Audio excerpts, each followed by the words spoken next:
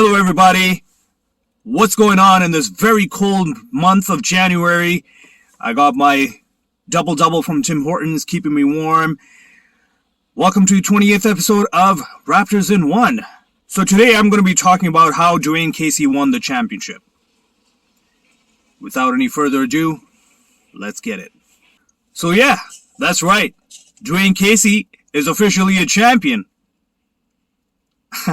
Yeah, no, I'm just kidding. The season hasn't even finished yet. But you know what? That's just how Dwayne Casey and his Detroit Pistons squad treat the games against the Raptors. And that's what I want to be talking about today. So the last game we played against the Detroit Pistons, of course, it ended up as an L. And I gotta say it. We gotta get this Dwayne Casey conundrum or whatever this puzzle, we gotta get this solved. We gotta figure this out. But you know what? Dwayne Casey has us figured out. And there's no surprise to it. Because he is one of the authors of the Raptors playbook.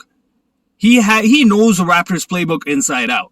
And of course, he was one of the coaches who helped develop our three-headed Hydra, being Pascal, OG, and Freddie.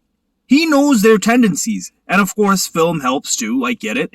But again, Dwayne Casey, he knows the Raptors. He knows what Nick Nurse, how he thinks. He knows what Nick Nurse is going to pull, what move, what play he's going to pull out. And so, of course, he always has our number.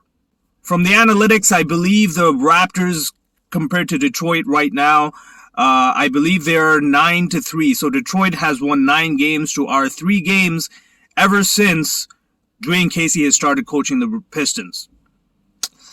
Yeah, that's pretty bad. But hey, I get it.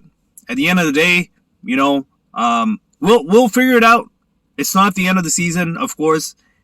You know, we haven't lost the championship to Detroit, so we're just gonna move on. Now, coming back to the game, coming back to analyzing this game, yeah, it's pretty bad. Like I got the stats here. Let's have a quick look. So, of course, Toronto's field goal percentage, man, this is how you know Dwayne Casey has us figured out. Our field goal percentage at the end of the game was 32.2%. Yikes! That's pretty bad. That's pretty bad. Of course, that's not just Dwayne Casey knowing us and knowing our players' tendencies and knowing our playbooks, but we also had a rough shooting night. Of course, you could say, you know what, it's all psychological. It is. Dwayne Casey has gotten into our heads. Yeah. I mean, if we can beat decent squads in the league, yet we're losing to a squad that hasn't even cracked double figures in win column yet in the season. Makes you wonder. Of course, Detroit had a 46.9% field goal percentage. Like, wow, that's amazing. We also turned the ball over a lot. Okay, we had 11 turnovers. They had 8. You know, you turn the ball over. That's recipe. That's one of the points. That's one way to lose a game. 2 stats where I noticed the biggest discrepancy, and I'm looking at it right now, is the points in the paint. Wow, we were definitely outsized in the paint. But again, I'm gonna bring it right back to the same point of me making this whole video. Dwayne Casey has us figured out. He knows our playbook. The points in the paint here, Raptors at 34. Uncharacteristic. We always, at least for the past, I don't know, about like half the season, we've been averaging over 40 points a game, over 40 points in the paint. Okay? That's 34. And then, of course, Detroit, 52. That's a huge discrepancy, guys. And the other stat that really scares me, and this is why, I mean, we really need to do something about our bench, okay? We had 16 bench points, and they had 46. 46 bench points. Now, mind you, I understand Nick Nurse is kind of playing a tight rotation, almost like a playoff rotation. To be honest, I don't know what he's thinking. I really don't.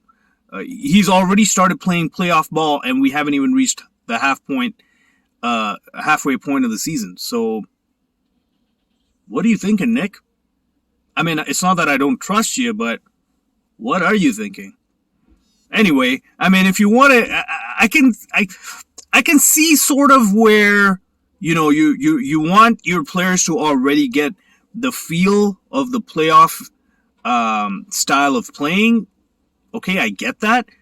But then your bench is suffering. They're not getting enough play time. Some of the players haven't even seen the court for like 10, 12 games now. Okay? I mean, I get it.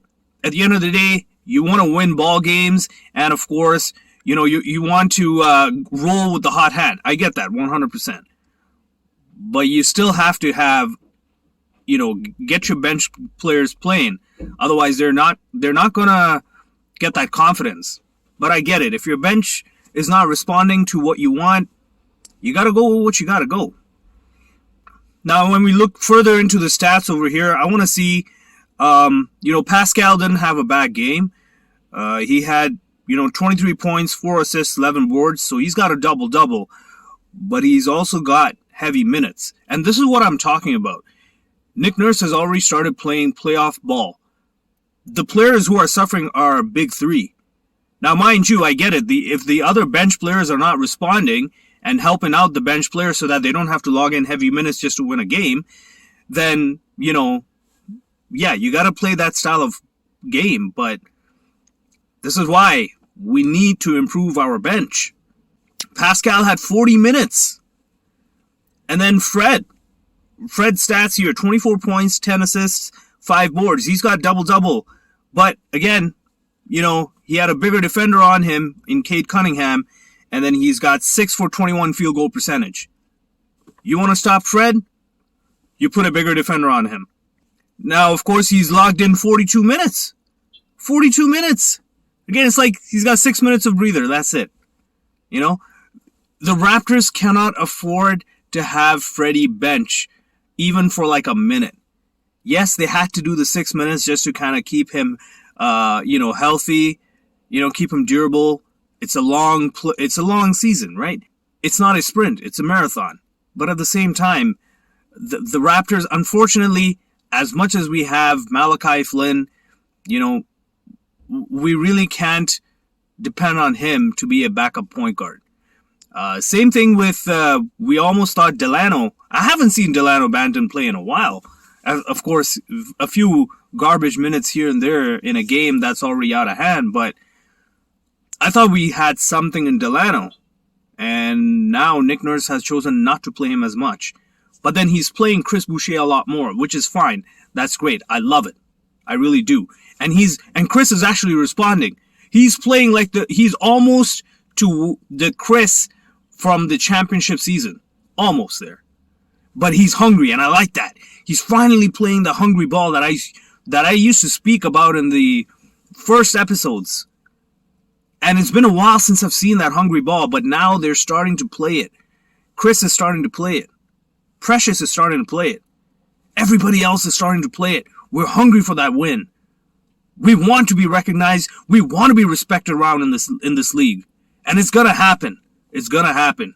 But it's going to take a long time. Bonds had a very rough game. I'm not even going to look into his stats. Again, I get it. He's still a rookie. He's not going to be consistent every game. Having said that, he still tried. And that's what matters. He still put in the effort. He still impacted the game in other areas. But again, he did not produce as much. Casey Conundrum, on the other hand, man, he lit us up. He lit us up.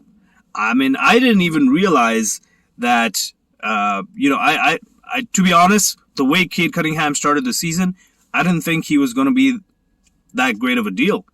But he actually turns out to be a pretty decent player. So, I mean, I guess the Pistons did something right there. Now, of course, for the Raptors, we didn't have Gary Trent Jr., so that's quite a bit of production and defense that we don't have. And then, of course, we don't have Kem Birch as well, right? So Kem, he kind of lives in the paint, does the dirty work, grabbing the boards, getting the points in the paint. So you can see why. But at the end of the day, Dwayne Casey has us figured out. He's not only figured out what we're gonna do, but he's also in our heads. So it's and it's funny. Like you look at Detroit Pistons' record. You look at the quality of opponents that they have lost to. Those same opponents we have beaten. Yet, when it comes to us, who have a better record, way better record than the Pistons, yet we still lose to them. And this is what I'm talking about. This is a matchups league.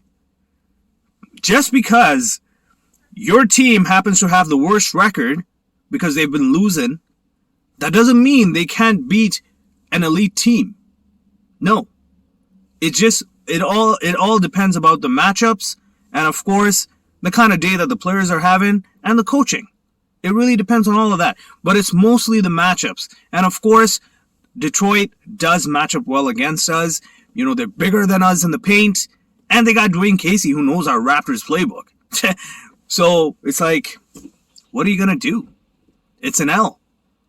I think Nick Nurse just needs to have like a separate playbook just to play against Detroit. So yeah, if this was a championship game, Dwayne Casey won the championship. But you know what? It's not. And that's how he treats these games. Whatever. He can take the W. I don't care.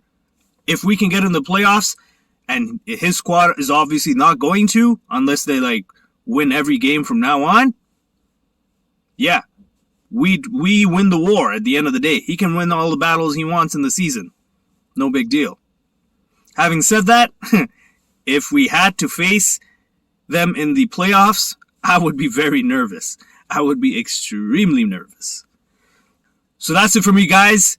Hit the comment section. Let me know what you guys think about this whole Dwayne Casey, whether it's the curse of the Casey or whether it's revenge of Casey. Whatever it is, Casey is the problem that we cannot figure out. Let me know how we can figure this problem out with your opinions. And, of course, if you like the content, hit that thumbs up button. Don't forget to subscribe. You can check out all my other videos as well. That's all for me for now. Of course, we had a back-to-back against the Milwaukee Bucks. And in the next video, I'll be covering about the stark contrast between these two back-to-back games. Of course, us losing to a loser team like Detroit Pistons and then beating an elite team like Milwaukee Bucks. Until next time, folks, I'm out.